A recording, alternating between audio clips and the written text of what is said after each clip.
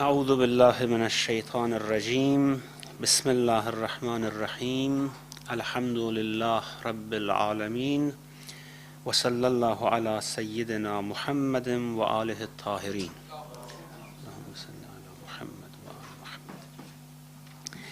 In the continuation of the verses remembering the prophets and the hardships that they went through, in verse number 45 of Surah Saad, there is mention of three other prophets. وَاذْكُرْ عِبَادَنَا إِبْرَاهِيمَ وَإِسْحَاقَ وَيَعْقُوبَ أُولِي الْأَيْدِي وَالْأَبْصَارِ إِنَّا أَخْلَصْنَاهُمْ بِخَالِصَةٍ ذِكْرَ الدَّارِ وَإِنَّهُمْ عِنْدَنَا لَمِنَ الْمُصْطَفَيْنَ الْأَخْيَارِ. And remember our servants Abraham, Isaac, and Yaqub, men of strength and insight. Indeed, we purified them with the exclusiveness of the remembrance of the abode of the hereafter. Indeed, with us, they are surely among the elect of the best. Now, three prophets are mentioned here: grandfather, father, and son, Ibrahim wa Ishaq wa Yaqub. This is, of course, Al Yaqub, who were chosen by Allah subhanahu wa ta'ala and mentioned in the Quran in many other occasions. Of course, it was not only these two prophets who were regarded as Ishaq and Yaqub, who were regarded as Al Ibrahim, but they are mentioned as a special mercy of Allah subhanahu wa ta'ala, as an extra mercy of Allah subhanahu wa ta'ala on Ibrahim. Now, you know, Ibrahim is mentioned probably more than any other prophet in the Quran, not in terms of the numbers of mentioning him, but in terms of his story, his station, and also the original source of the Tawheed, which our prophet is ordered to follow. The Tawheed, which was with a Sharia coming to him, and our prophet says that I am following the religion or faith of Ibrahim. Ishaq is one of his sons, and of course Yaqub is his grandson, and he has, of course, he had another son, Ismail, from whom another line of descendants from Ibrahim followed. You know that Ibrahim did not have any child until very, very old age, and we don't know at what age Allah decided to give him a child, but it is certain that until very old age Allah had not granted him any child. And this was despite his great efforts and his great sincerity that he offered on the way of Allah subhanahu wa ta'ala. And the way these sons were given to him, Ishaq and Ismail, are also very interesting to know about. Now, you know, of course, the story of how Ismail was given to him. His wife Sarah, of course, could not give birth to any child, and eventually she decided that Ibrahim would marry with one of her slave girls, Hajar. Probably he would have a son. And of course the son was given to him. This was after the long dua and supplication of Ibrahim for having a son. In Surah Safat, the story of this son and how Allah even tried Ibrahim by giving him this ni'mah. The trials that Ibrahim went through are really, really harsh and difficult for anyone to even imagine. Now, how Allah gave Ismail to Ibrahim, and then how Allah tried Ibrahim with this favor that he had given him. In Surah Safat, after Ibrahim was put to several different trials until his old age, he said, Rabb habli min as-salihin. Give me a child from Salihin. Of course, Ibrahim did not want any child who would go astray or something like that. Ibrahim only wanted pure children. And this is what he was granted. Rabb habli min as-salihin. Give me a child which is from Salihin. And Salihin here, of course, is a technical term used in the Quran, means that a son that could be my heir in knowledge, a son which will be a prophet. فَبَشَّرْنَاهُ بِغُلَامٍ حَلِيمٍ. Then we gave him the good tidings that a very patient son will be given to him. And here patient means someone who could have that competency to become a prophet. Now, the Quran uses two terms for Ishaq and Ismail, and this is very interesting. Two different attributes. When Ismail is referred to, the Quran mentions the attribute Halim, patient for him. And when Ishaq is mentioned, the Quran uses the attribute Alim, knowledgeable.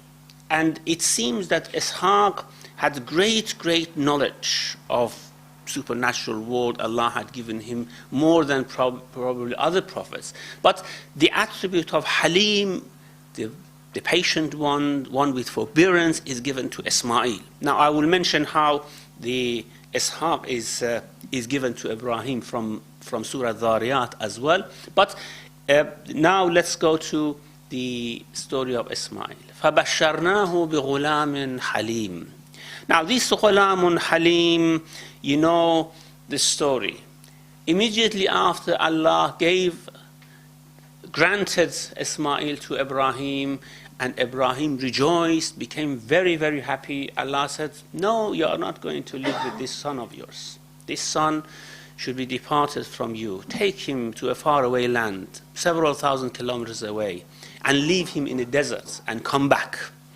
Now, of course, maybe if we were in this situation, we would have said, God, we wish that you didn't have given us this son. I mean, as soon as you have given us a son, after long prayers and supplications, now you say that you have to take this son away and leave it in a desert and come back. And you know this story. Of course, Ibrahim took Ismail to Mecca from Syria. He brought him to Mecca, left him there with Hajar, and came back, because Allah wanted his house to be rebuilt and be a place of worship. Now, after, of course, several years, Ibrahim came back. Ismail was a grown-up youth, and they started to rebuild the Kaaba. And Ibrahim started to feel the pleasure of having a son who would be his aid in serving Allah subhanahu wa ta'ala, rebuilding the house, calling people to come to Hajj. And Allah showed them how they have to perform Hajj. They pray to Allah, وَأَرِنَا مَنَاسِكَنَا, show us how we have to perform Hajj. Allah showed them, and just in the first Hajj they were performing, فَلَمَّا بَلَغَ مَعَهُ السَّعْيُ. When they came to do sa'i with each other, Ibrahim again had to break another bad news to Ismail. قال يا بني إني أرى في المنام أني أذبحك. When Ibrahim went to Mecca and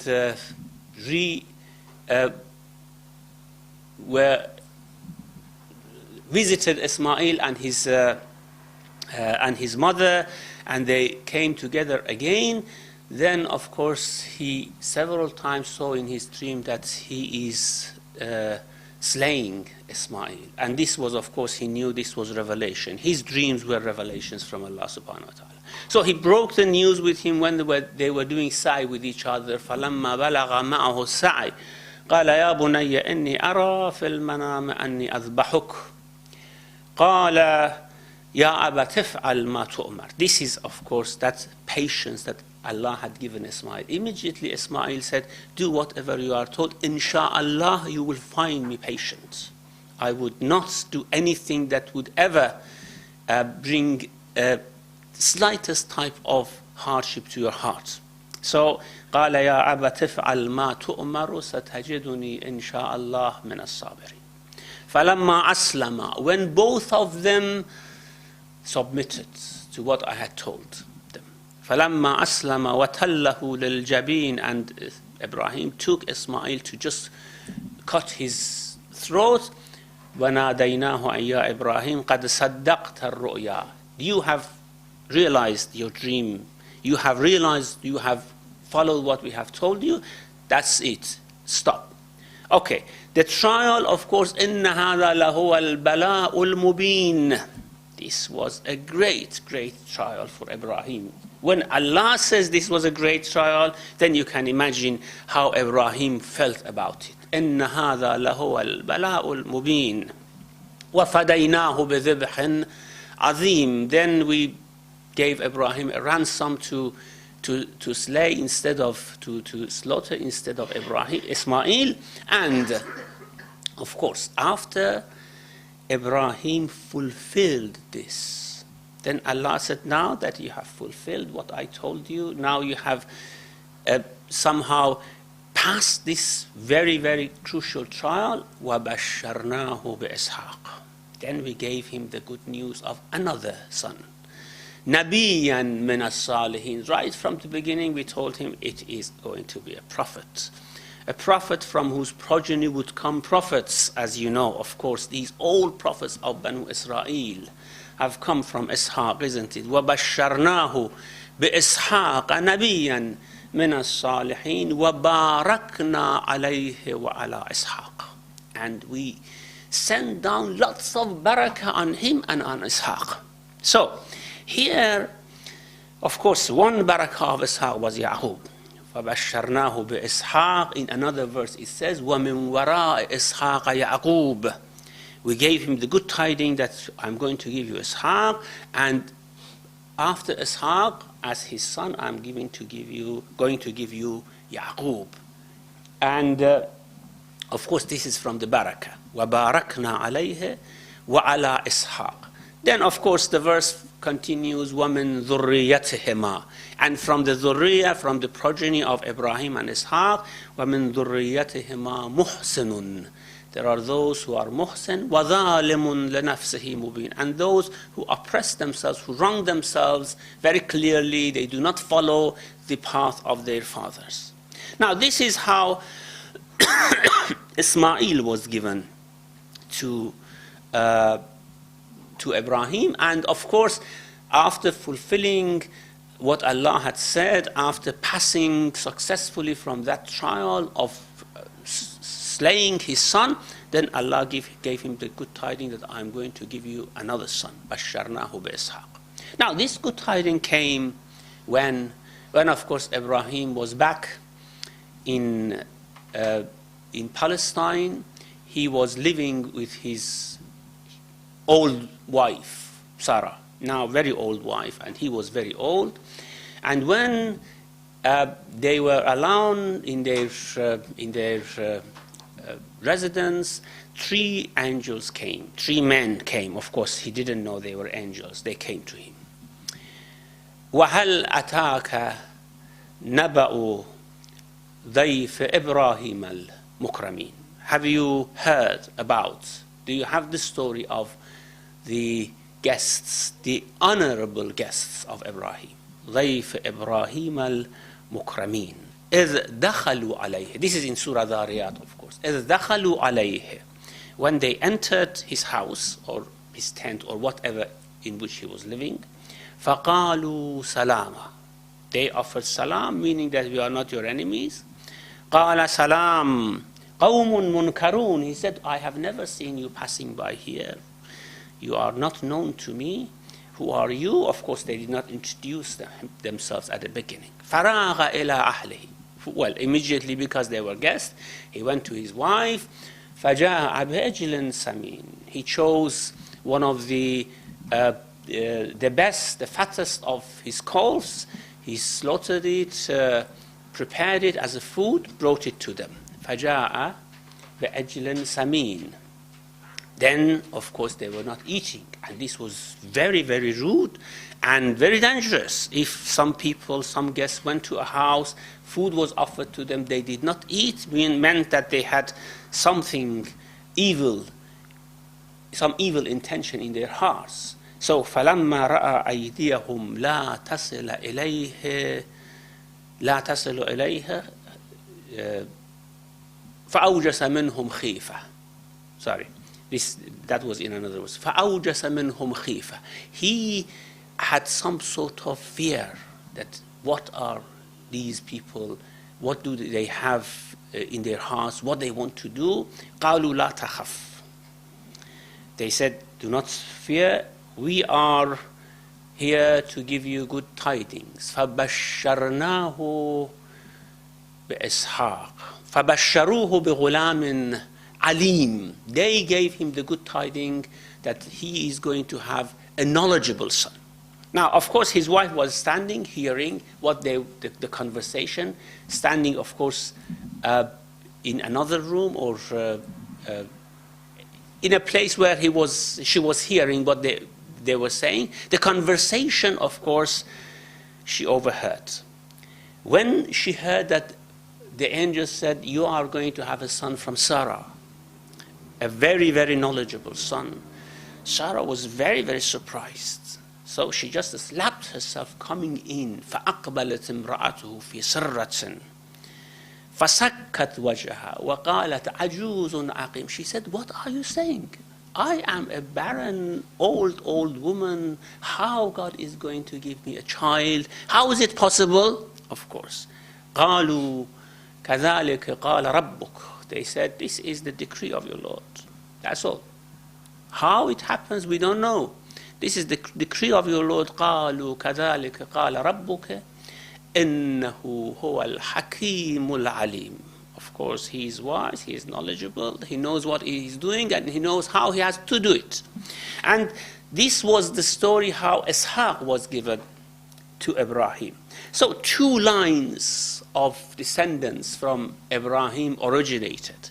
One from Ghulamun Halim, and the other from Ghulamun Alim. One from a patient son, and the other from a knowledgeable son.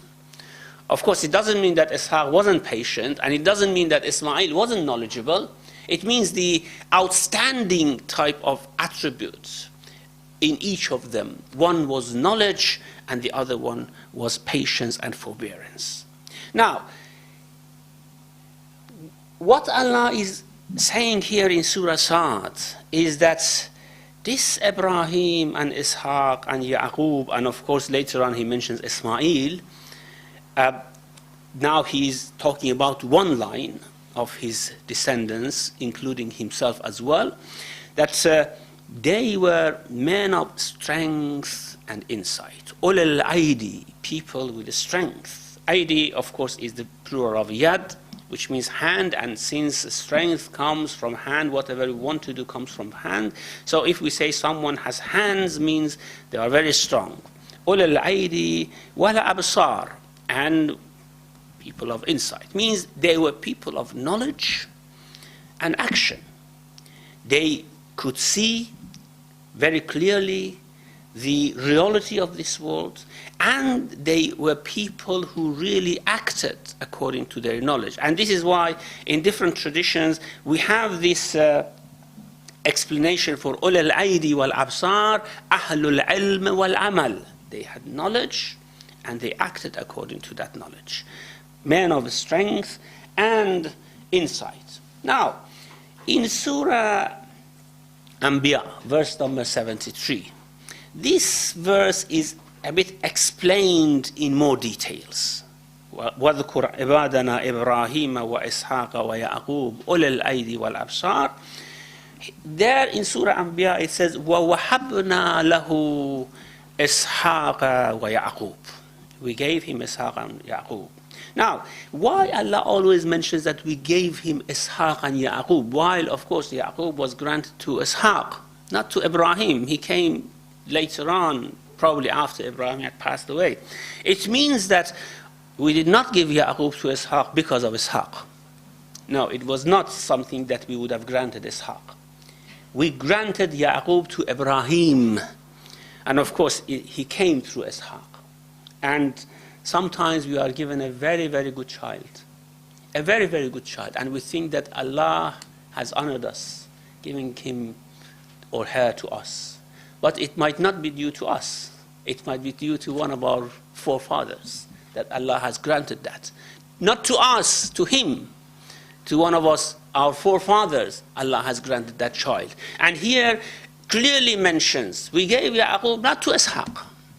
Of course, Ishaq is very honorable. Of course, Ishaq was man of knowledge, Qulamun Alim, everything. But Yaqub was something that was above anything that we could grant to Ishaq.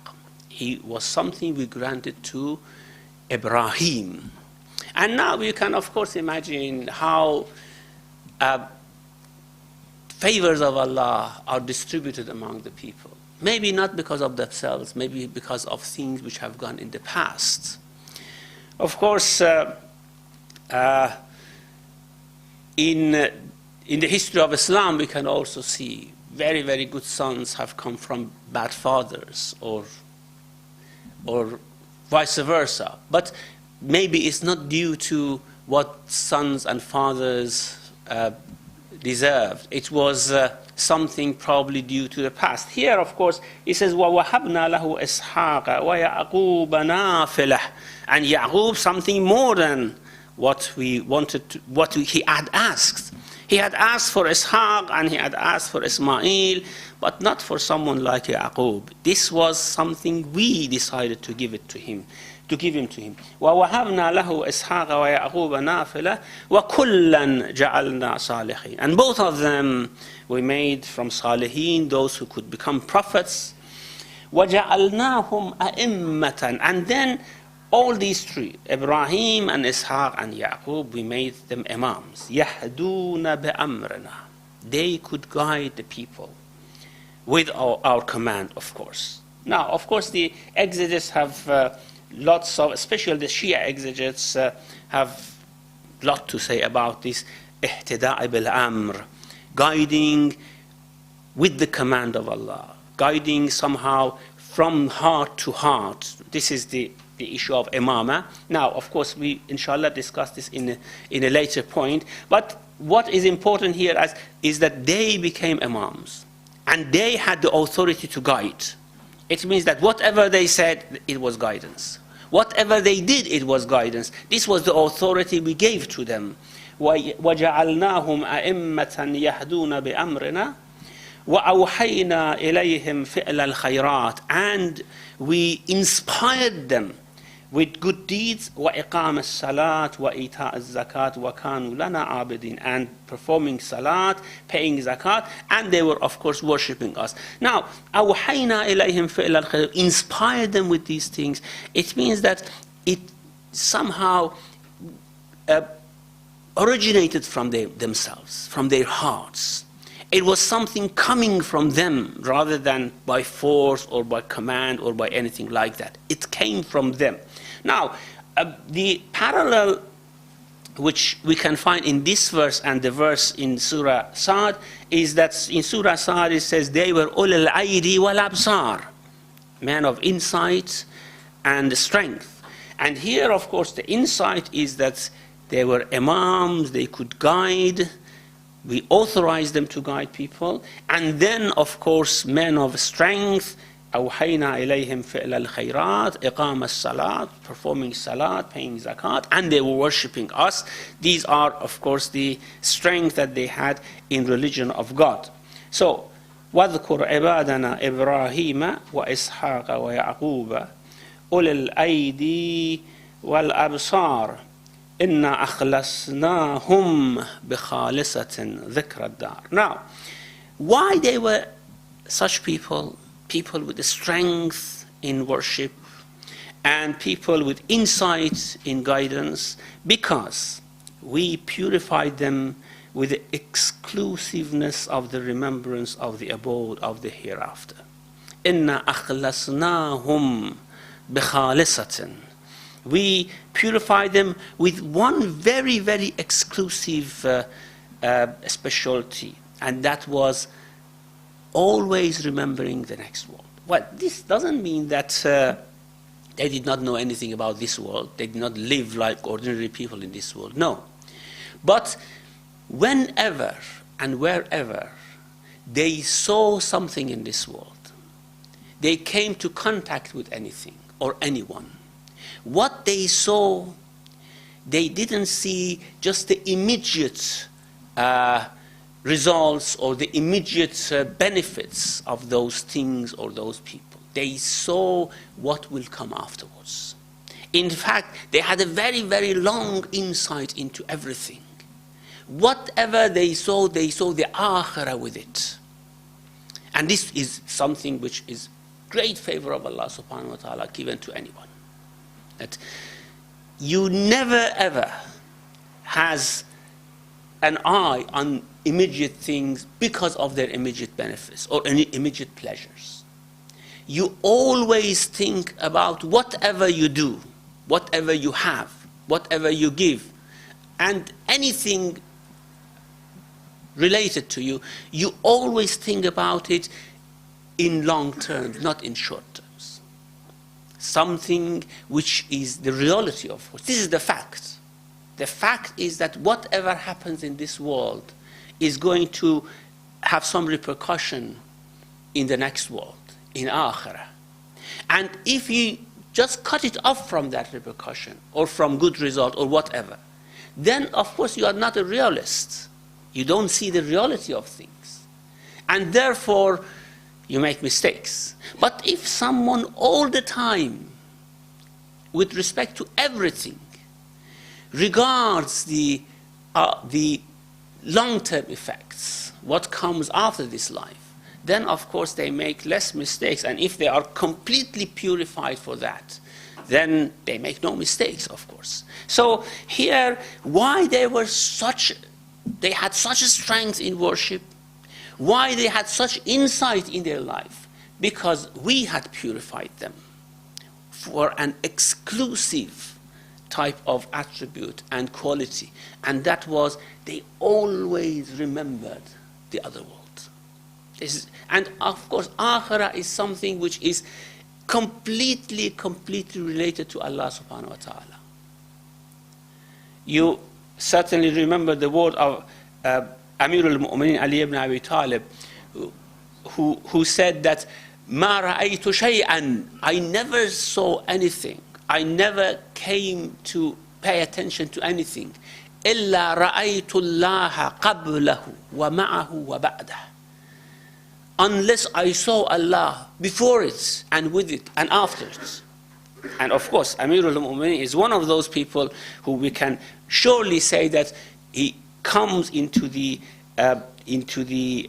fold of this ayah, إِنَّا أَخْلَصْنَاهُمْ بِخَالِصَةٍ ذِكْرَ الدَّارِ. We had, of course, purified them with the exclusiveness of the remembrance of the abode of the hereafter. Now, you can somehow make a contrast between this quality and the quality of another person, which Allah mentions in the Quran, in Surah Najm. فَأَعْرِضْ عَمَّنْ تَوَلَّى عَنْ ذِكْرِنَا وَلَمْ يُرِدْ إِلَّا الْحَيَاةَ الدُّنْيَا ذَلِكَ مَبْلَغُهُمْ مِنَ الْعِلْمِ.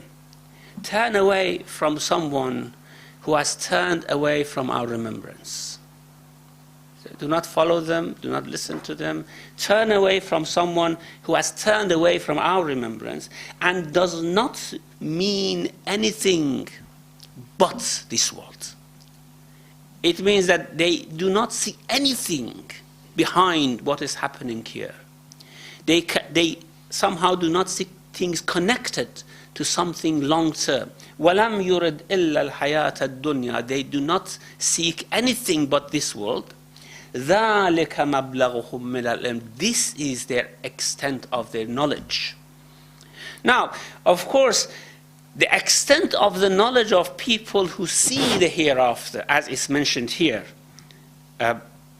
remembrance of the abode of the hereafter, the extent of their knowledge is as such that Allah says they were men of insight. And the extent of the knowledge of someone who seeks only this world is actually nil, nothing. And this is why Allah is somehow mocking them,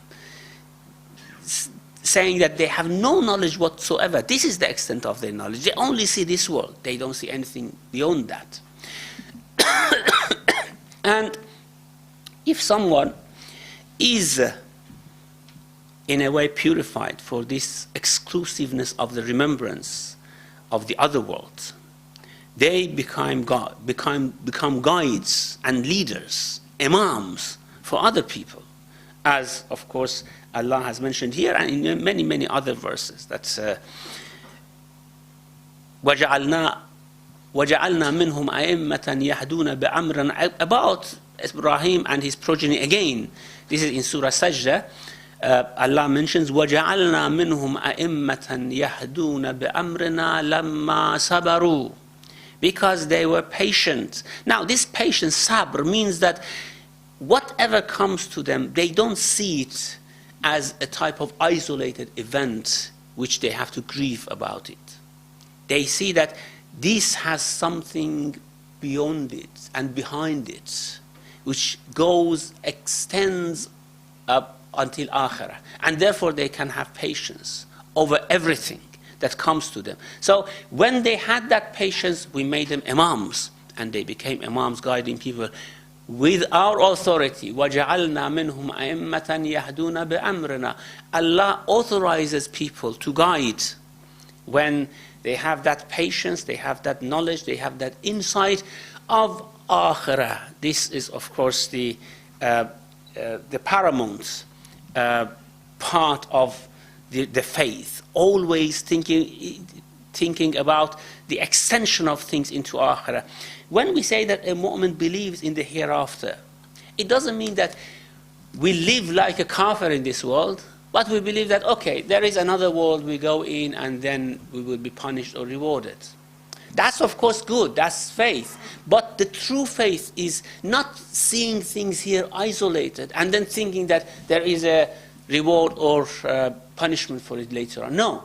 When you see anything here, you see it as something connected and going beyond this world, connected to the next world, something which always is going to take you to a route which extends until the hereafter. Now I want to, because this concept is very, very important, how Allah actually gives authority of guidance to someone because of the remembrance of the next world with everything which happens in this world, and also because of the strength and insight given to them because of this quality. I want to mention one parable from Surah An-Nahl, which Allah mentions very, very beautifully. And really, whenever I read this parable from Surah An-Nahl, I see myself standing beside people like Ibrahim and others, and the parable is very, very suitable for comparing, say, myself and people like Ibrahim. Now, the parable is in verse number 76 of Surah Nahl. Of course, there are two parables mentioned. One is about Allah subhanahu wa ta'ala and one is about his prophets. Verse 75 talks about a parable which gives us an insight into the relationship of Allah with this world. And then the following verse gives the parable of relationship of the prophets with people, ordinary people. Well, the contrast between the prophets and the ordinary people. وَضَرَبَ اللَّهُ مَثَلًا. Allah draws a parable for you. رَجُلَيْنِ أَحَدُهُمَا أَبْكَمْ لَا يَقْدِرُ عَلَى شَيْءٍ. Two men, one of whom is dumb, having no power over anything. And this dumbness, bukm, is, well, the exegetes say, is usually those people who are born without hearing, and therefore they cannot speak because they cannot hear anything. So they don't hear, they don't speak. They cannot therefore express what they mean. So two men, one of whom is dumb, having no power over anything, and who is a liability to his master. وَهُوَ كَلٌّ عَلَى مَوْلَاهُ أَيْنَمَا يُوَجِّهُ لَا يَأْتِ بِخَيْرٍ. Wherever he directs him, he does not bring any good. His master, wherever he directs this man, he doesn't bring any good. Is he equal to someone who enjoins justice and is steady on a straight path? هل يستوي هو ومن يأمر بالعدل وهو على صراط مستقيم. I sometimes think about myself that really I'm like this abkam.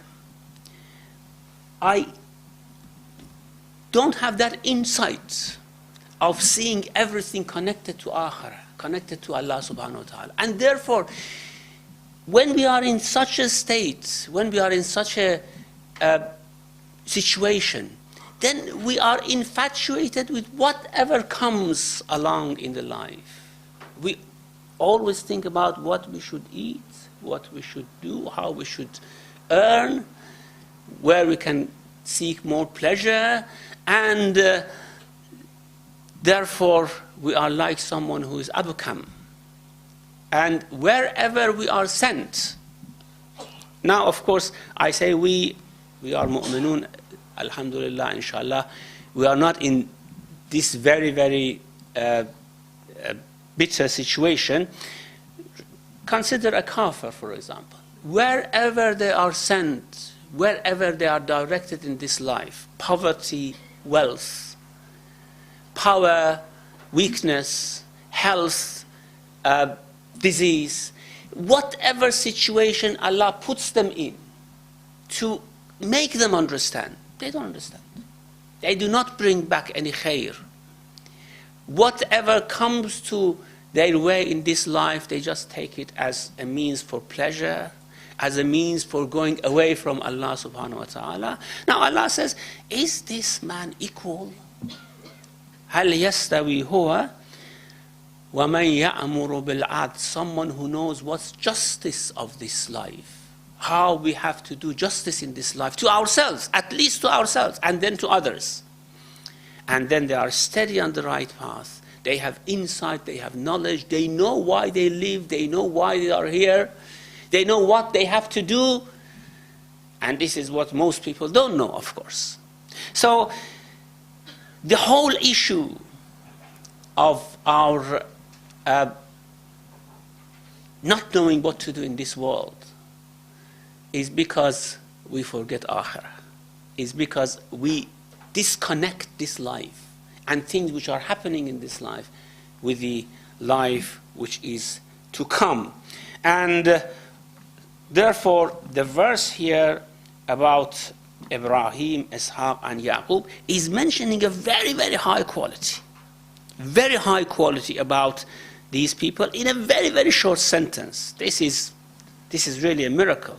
It's very, very high standard literature used here. إِنَّا أَخْلَصْنَاهُمْ بِخَالِصَةٍ ذِكْرَ الدَّارِ.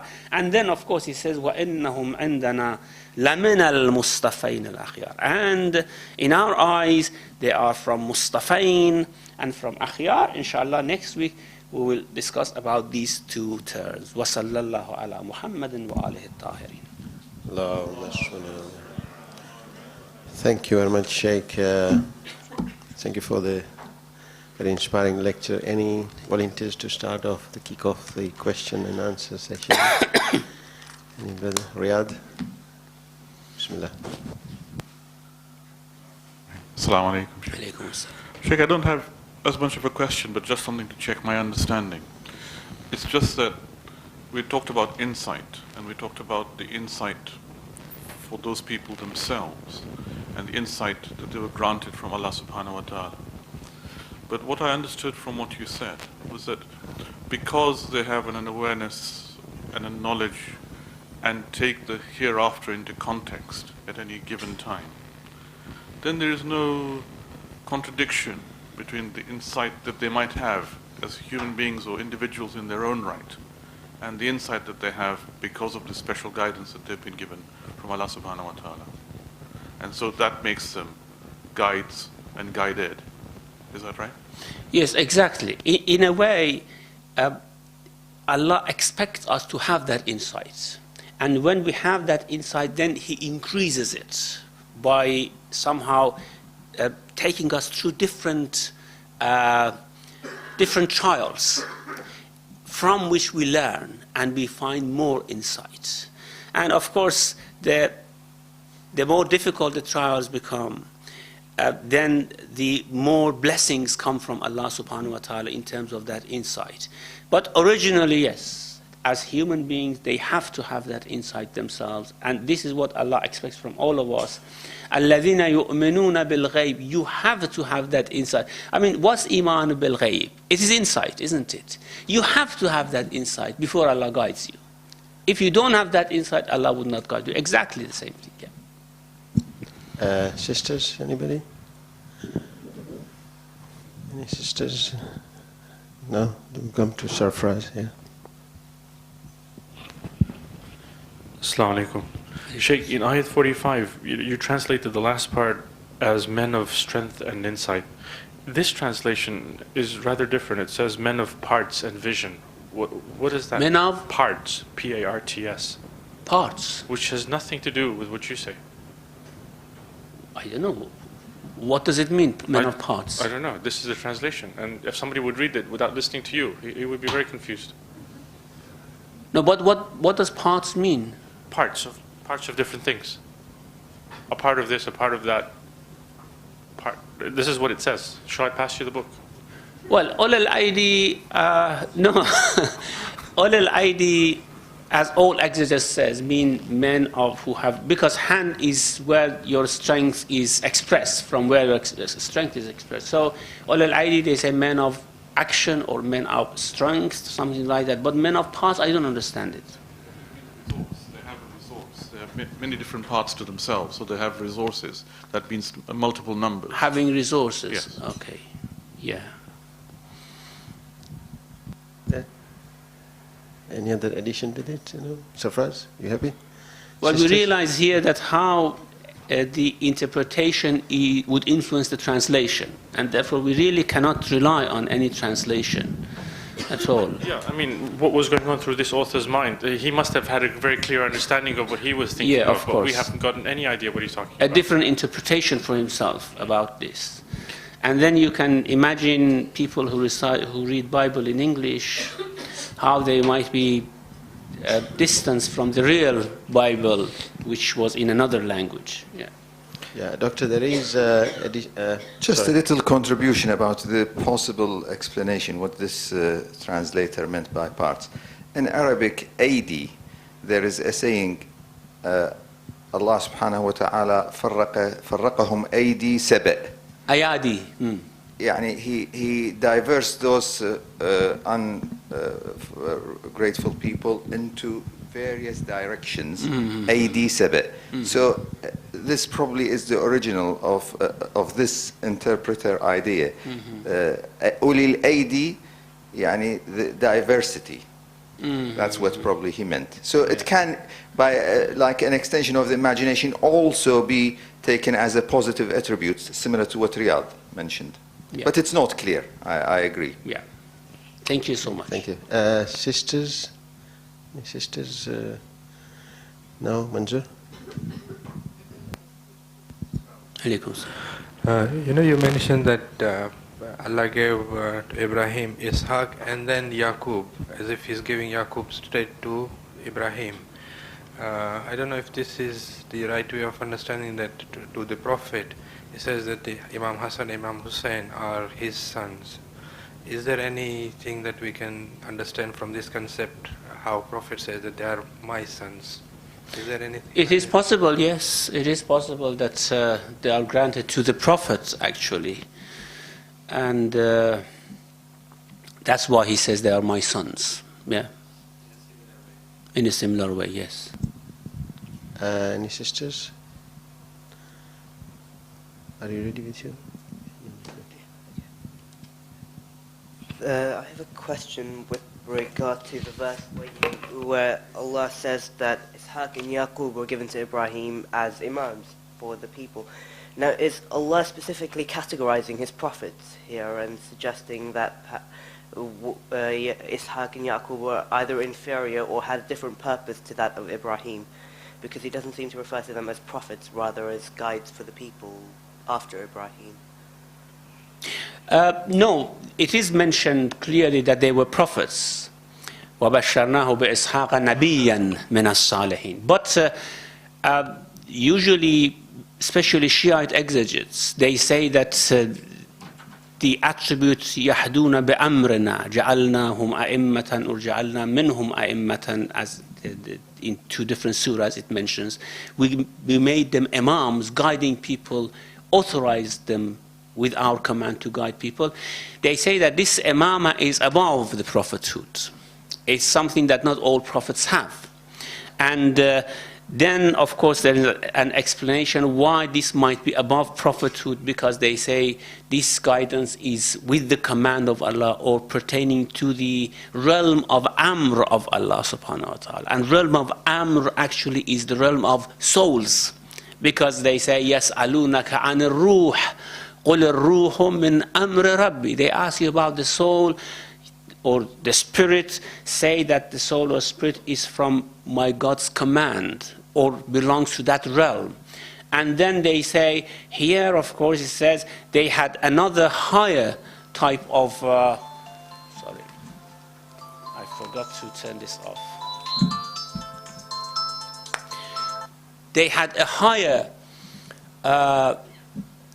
type of authority given to them to guide people, and that was guiding the souls which belong to the realm of the Amr of Allah subhanahu wa ta'ala. جَعَلْنَاهُمْ أَئِمَّةً يَهْدُونَ بِأَمْرِنَا لَمَّا صَبَرُوا. Of course, this was after they became prophet, and after they had those trials, and after they had patience, then we gave them. Okay. Then maybe a message from Allah. Then we gave them. Well, everything is a message from Allah to us, isn't it? We don't actually get the message. Then we made them, of course, imams, being above the prophets. So they were prophets, but then they became imam. Yeah. The suggestion of being an imam, is this merely an interpretative statement mentioned here?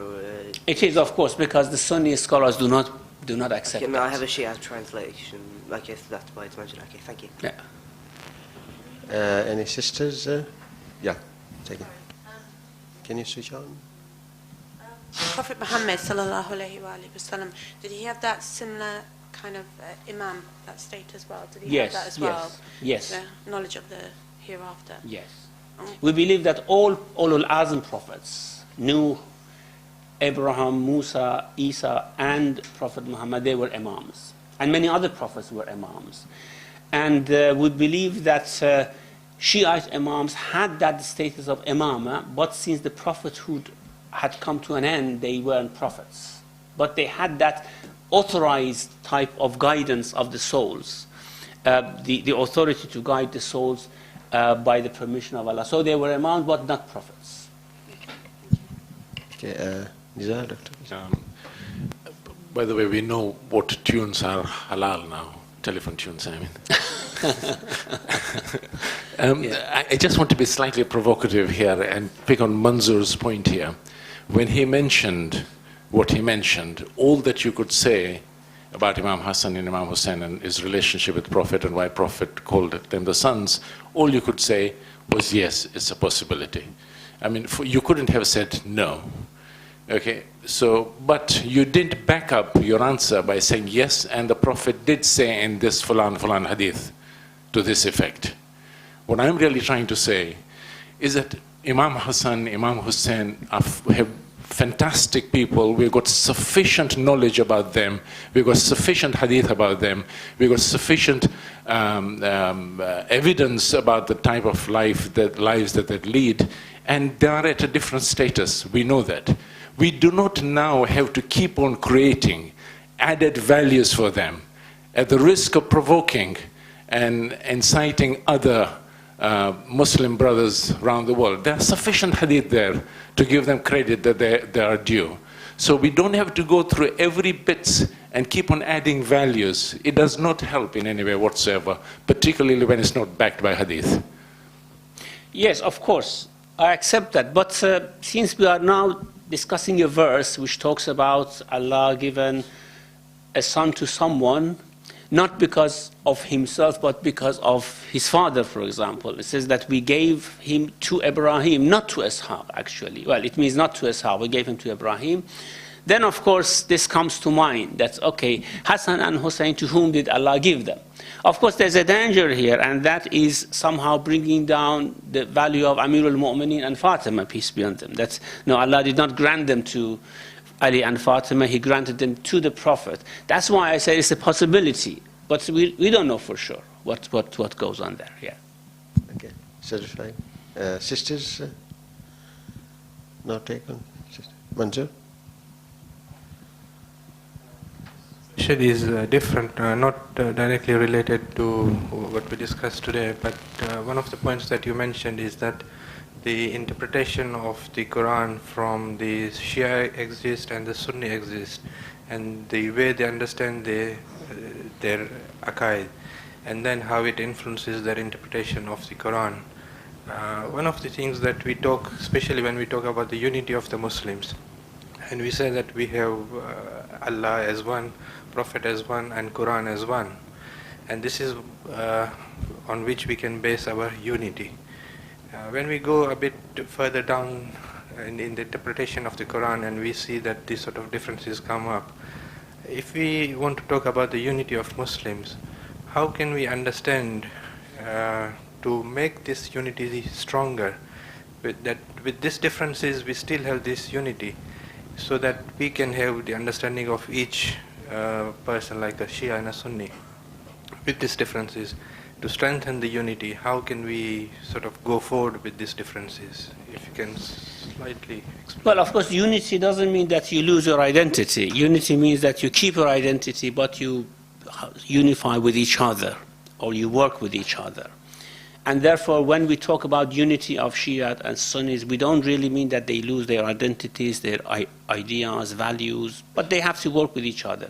However, about the Quran, you see, we can have two type of imagined situation. One is that we believe in a different Quran and Sunnis believe in a different Quran, and then we want to come to unity. It's very, very difficult, isn't it? But if both of us believe in one Quran, and we have, of course, disagreement in interpretation, that's easier to come to understanding to each other. So when we say our book is one, it doesn't mean our understanding of that book is one as well. We have different understandings of the book, but it's a very good platform, very good basis for unity. We believe most of the, of course, understanding, most verses of the Quran are understood in the same way by Sunnis and the Shias. It's just a few of these verses which have different interpretations. And of course, you always have difference in understanding, even among Sunnis, among Shi'is, you have that different understanding. Take, for example, the instance of satanic verses, Ayatul Shaitani. I don't know why Tabari mentioned that in his book. Maybe he believed in that. And then we can't say, okay, because of unity, let's agree on that part that Tabari has mentioned in his book about satanic verses. So the difference is not something that we have to be difference or disagreement we have to be afraid of. We have to be afraid of these differences and disagreements resulting bitterness, animosity, and then fighting and these things, which of course we have to unify, not to let to happen. Sisters? Yeah. Okay, assalamu alaikum. Is it tafsir of Quran by Quran is the highest one? Could that help us for unity or understanding? It is, but of course not everyone believes in tafsir of Quran by Quran. And not everyone understands that type of tafsir of Quran by Quran. And tafsir of Quran by Quran is something used by A'imma alayhimus salam, something which you can see in Ayatollah Tabatabai's book, Allama Tabatabai's Al-Mizan, which he has used it extensively. And of course, some Sunni scholars have used this tafsir of Quran by Quran, but it is not widely accepted by all scholars, both in Shi'i world and in the Sunni world. However, yes, it's a very, very safe method to come to an understanding of the Quran. Any sisters? Any other sisters? Yeah. Assalamu Alaikum. alaikum. If I understand correctly, you mentioned that there's different levels of prophethood. So, like some prophets are above others. Is that correct? Yes. Is that true for imams as well? And what kind of determines that? It is true for imams, but we don't know what determines that. We know in some traditions we have that Amirul Mu'mineen, of course, is above all the other imams, and his knowledge is above their knowledge. And for example, Imam Hussein as well was above other imams after Amirul Mu'mineen. But we really don't know what determines that, or what is the order. As about the prophets, we don't know the order. Only those orders mentioned in the Quran we know. Otherwise, for example, Quran mentions 5 prophets with resolve, which certainly they had differences among themselves as well in terms of their level of knowledge of Allah, from Allah subhanahu wa ta'ala. But we don't know which one was above the other. And therefore, this is something that we have to just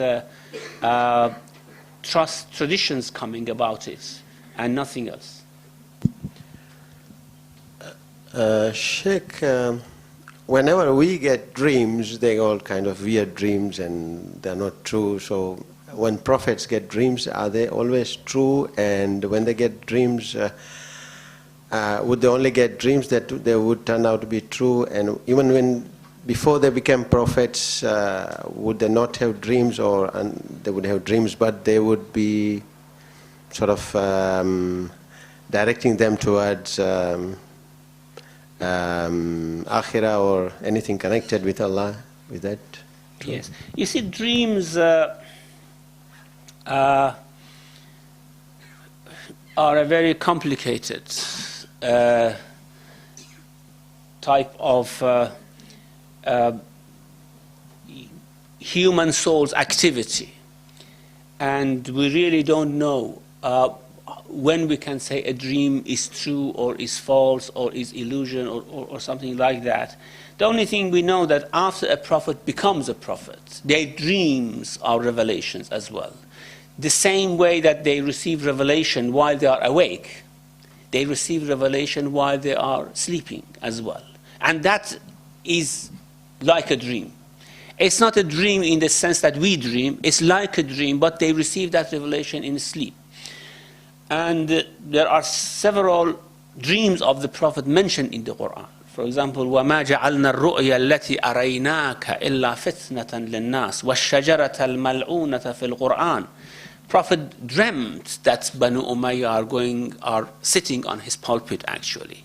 And he knew that this was a revelation, and he knew that this is going to become true, and he became very sad about it. And Allah says, this is a fitna, of course, after you, a trial for the people. Or, for example, in Surah Fat, we have لَقَدْ صَدَقَ اللَّهُ رَسُولَهُ الرُّؤْيَا بِالْحَقِّ لَتَدْخُلُنَّ الْمَسْجِدَ الْحَرَامِ. Again, Prophet had a dream that he, with his followers, will go to Masjidul Haram, will perform Hajj, will perform Tawaf, and this was when they were in Mecca in war with Mushrikun. And because of that dream, the Prophet set out for Umrah. And when they went, of course, they were stopped, they were returned, and the soul of Hudaybiyah was concluded in that year. And then the following year they went. So the dream came true, but of course with some sort of time change or time shift. However, Prophet also knew that this was a revelation coming to him. About our dream, I don't know, it's very complicated. I mean, how to really go about this issue. But then it means that there would be a cut-off point in their life where the dreams before they become prophet may not be true or something weird. And anything after that cut-off point would turn out to be true. We have about the prophet that from 3 years before he received revelation, whatever dream he saw became true. But not before that, of course. He said, well, in tradition, he himself says that 3 years before revelation, that's when he was about 37 years old, whatever dream he saw, it came true exactly the same way he saw it. Kafalaq as-subh, he says, just like the brightness of the morning, it came true. So this was before prophethood. We have sometimes ordinary people seeing dreams which come true, in majority of the times, for example. But we can't say that they have that quality of prophethood. And yeah, as I said, this is a very complicated issue. Thank you. Any other? Okay, Assalamu alaikum again. Is that 40% the true dream, Ruya as-Sadiq, is the 40% of prophecy? And also, Prophet Muhammad said that. But Ibrahim alayhi salam had saw in a dream to slaughter his son. So these are indication in Quran. And there are two type of dreams. One sort of like Yusuf alayhi salam needs interpreting, and the other one like Ibrahim, that it comes as it is. So what's your opinion on that?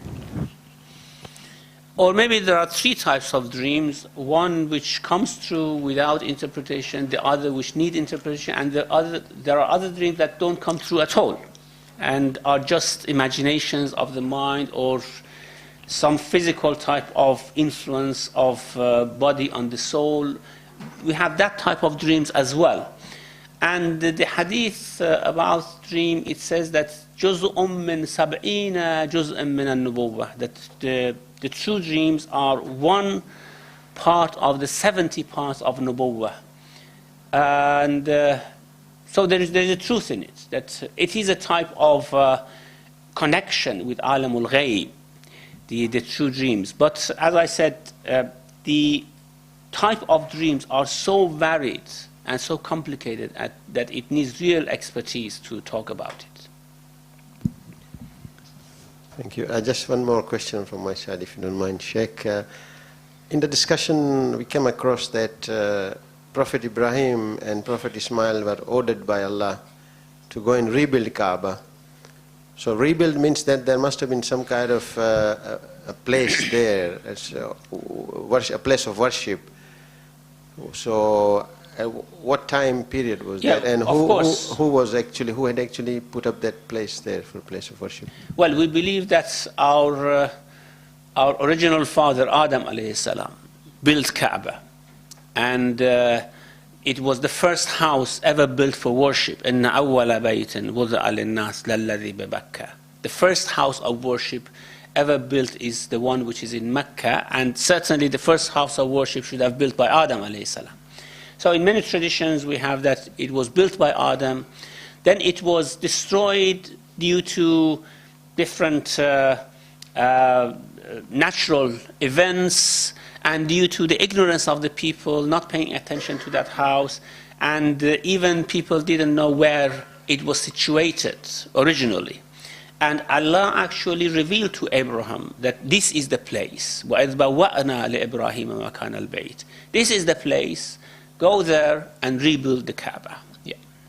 Thank you. We have the last question, if you don't mind, from Riyadh Kaku, who keeps us warm here by providing tea.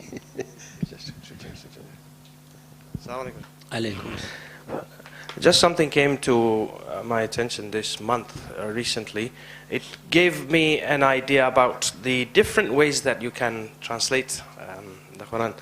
The verse quoted in one of the articles is from Surah Hajj 32. ذلك ومن يعظم شعائر الله فإنها من تقوى القلوب. Now it seems, I've heard this before, of course, we've heard it quoted before, but in English the translation is so different to the one that was written in the article. And in the article, the sha'air Allah was referred to as the Shabi of what we have in Muharram, the Tabut and the Tajia, etc. But I can understand the idea of using that ayat for that purpose, to say that maybe it's misquoted, you might correct me, but if I can read you the translation? Yes, please. Right. It says, وَمَنْ يُعَظِّمْ شَعَائِرَ اللَّهِ فَإِنَّمَا مِنْ تَقْوَى الْقُلُوبِ. Respect for the signs of Allah is surely a proof of taqwa and piety. Yes. That is God consciousness in their heart. Now, I'm reading the translation from Pickthall, and it comes across as, that is the command, full stop, and whoso magnifieth the offerings consecrated to Allah, it surely is from devotion of the hearts. Yeah. Now, you might have a different translation in the Quran that you might read, but these two are literally not, I mean, they might be pointing towards the same goal, but they're totally different in that they're so ambiguous. It could be used for anything, the actual translations. Yeah, here, of course, Sha'ar is translated as sacraments.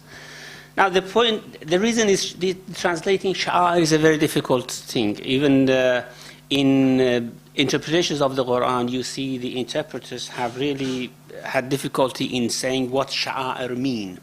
Sha'ar, here, of course, is sacraments. There is offerings, isn't it? And in the other translation is signs, because Sha'ar really means something which actually shows symbolically something else. This is the meaning of Sha'ar. A symbol which has a meaning behind it. This is Sha'ar. And therefore, it is used for different things.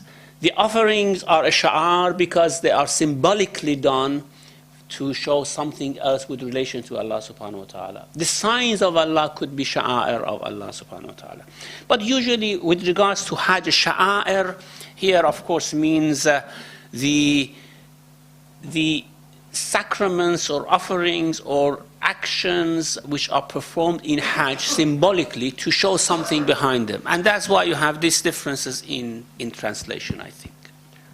If I may just add that the verse before, it continues into the Zalik that is there in this verse. And from here, I could draw from the context, I could see that maybe the Zalika is actually pertaining to the verse before, because there is a jim at the, or a kaf, as in stop. And then it says, and whosoever magnifieth, in my translation it says, respect for the signs of Allah is surely a proof. So if I say the second translation that I quoted, respect for the signs of Allah is surely a proof of taqwa and piety, I've translated that ayah without reference to the ayah before.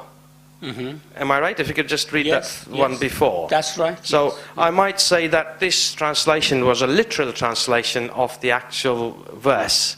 And Pickthall does justice to the context, which is before. It has taken it out of context, the first translation. This one, Pickthall has actually looked at the context and translated it. That's right.